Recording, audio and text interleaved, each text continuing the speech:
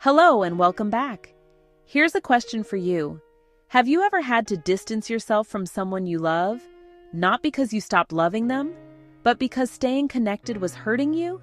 Maybe it was a parent, a sibling, a cousin who used to feel like your best friend. They're still alive, but they're no longer a part of your life. And somehow, that loss feels just as heavy as a death itself. Today we're talking about estrangement grief. The grief nobody sends flowers for.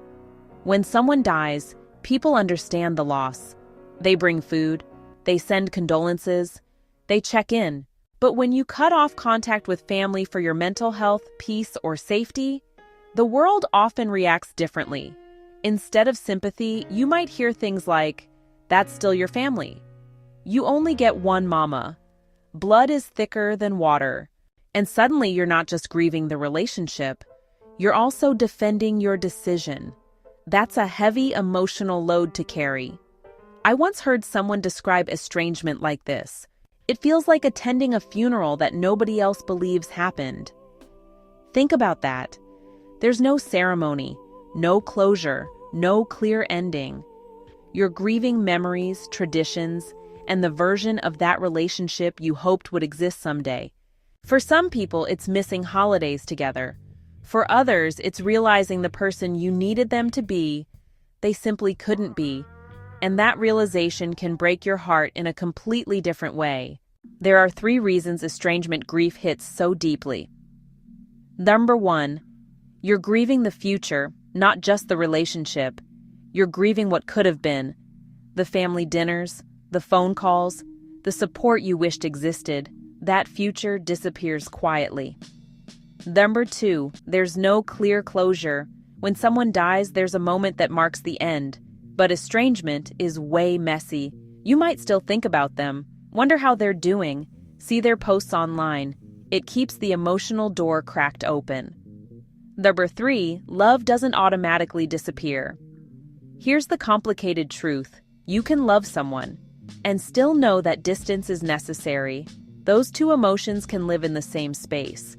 And that emotional contradiction is exhausting. But here's something important to remember. Choosing distance is not always about rejection. Sometimes it's about protection. Protecting your peace, protecting your mental health, protecting the version of yourself that deserves healing. And setting those boundaries often takes incredible courage. We talk about navigating loss through the A3 method. Accept, adapt, actualize. And it applies to estrangement too. Accept. Accept that the relationship is not what you hoped it would be. That truth can hurt. But clarity creates room for healing. Adapt by creating new traditions and support systems. Family doesn't always come from blood.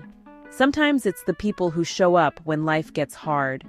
Actualize by building a life where peace is not negotiable. A life where your emotional safety matters. Whether you're 22 or 72, family relationships shape how we see ourselves.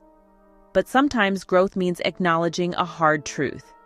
Just because someone is related to you does not mean they are healthy for you. And recognizing that doesn't make you heartless. It makes you self-aware. If you've had to step away from someone you love, you're not cold, you're not ungrateful, and you're definitely not alone. Some grief doesn't come from death. Some grief comes from choosing peace, and that kind of healing deserves just as much compassion. If this conversation resonates with you, let's talk about it. Have you ever experienced grief from losing a relationship instead of losing a life? Share your thoughts in the comments. If you're navigating loss of any kind, this community is here to help you. Accept, adapt, actualize your new norms. And if you have any questions about grief and loss or anything related, let us know in the comments and we will reach out to you. Thank you for watching, and if this video gave you something to remember, like, share, and subscribe to the channel. See you next time.